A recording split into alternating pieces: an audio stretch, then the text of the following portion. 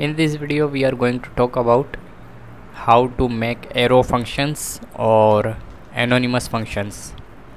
तो सबसे पहले हम बात करेंगे कि इनकी ज़रूरत क्यों पेश आती है। तो बाज़ औक़ात ऐसा होता है कि आप कोई फंक्शन बनाते हैं और वो फंक्शन ऐसा होता है जो एज आ आर्ग्यूमेंट यूज़ हो रहा होता है किसी और फंक्शन के अंदर। तो चूँकि वो फंक्शन सिर्फ एक ही दफ़ा इस्तेमाल होता है, आप उसको उस फंक्शन या कोड के बाहर से कहीं से बार बार रिकॉल नहीं कर रहे होते, लिहाजा उसको फंक्शन को नाम देने की भी ज़रूरत नहीं होती। वो बग़ैर नाम का एक फ़ंक्शन कहलाता है।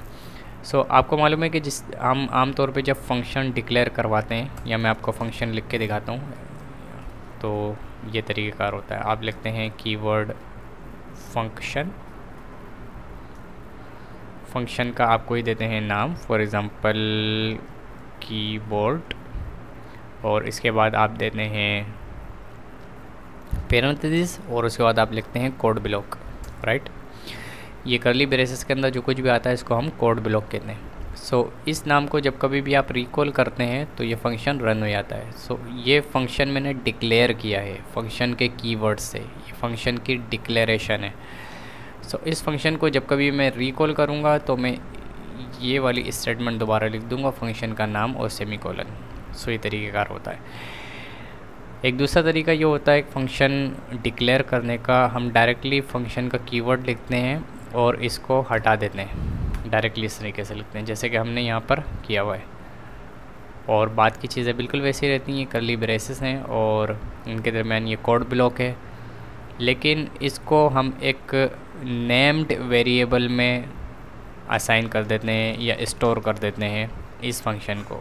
बाद में जब कभी भी हमें इस फंक्शन को कॉल करना होता है तो हम इसको करते हैं कॉल इस तरीके से।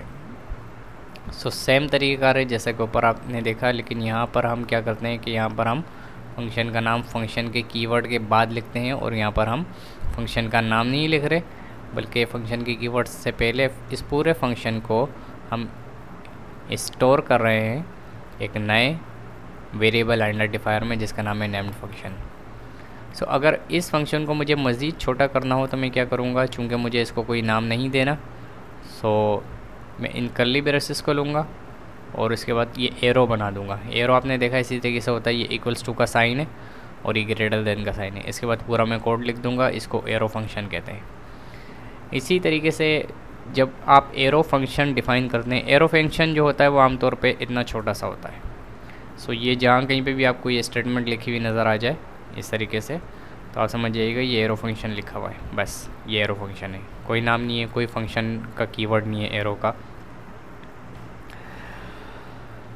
एरो फंक्शन की खुसूसियत ये होती है कि इसके अंदर रिटर्न की वैल्यू जो होती है बाय डिफ़ॉल्ट होती है। जब आप नेम्ड फंक्शन लिखते हैं इस तरीके का तो आपको रिटर्न लिखना पड़ता है, रिटर्न करवाना पड़ता है कुछ ना कुछ, इसमें रिटर्न की वैल्यू बाय डिफ़ॉल्ट होती है। फॉर एग्ज़ाम्पल इस फंक्शन को मुझे मज़ीद कौन साइज़ करना है, मज़ीद छोटा करना है, तो मैं क्या करूँगा कि यहाँ पे मैंने डिक्लेयर किया, आप इस कोड को देखें और से, तो ये कांस्टेंट आइडेंटिफायर है या वेरिएबल आइडेंटिफायर है, कांस्टेंट वेरिएबल, इसमें मैंने वैल्यू स्टोर की हुई है ES6। जब मैं रिटर्न करता हूँ इस वेरिएबल आइडेंटिफायर को तो मुझे कौन सी वैल्यू रिटर्न होनी चाहिए, ES6।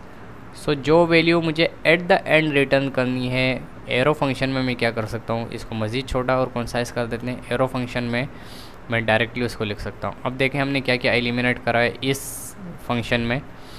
हमने फंक्शन का कीवर्ड नहीं लिखा, फंक्शन का कोई नाम नहीं लिखा, इसी तरीके से ये जो ब्रैकेट्स आप देख रहे हैं करली ब्रेसेस, ये हमने एलिमिनेट कर दिए पूरे, और रिटर्न का कीवर्ड नहीं लिखा। ये हमारा टोटल फंक्शन कंसाइज आपके सामने। आप इसको देखें और इस फंक्शन को देखें, कितने सारे लेटर्स का डिफरेंस है। आपको ये कोड पढ़ना आसान भी है, इसको लिखना भी आसान है और इसको मैनेज करना भी आसान है।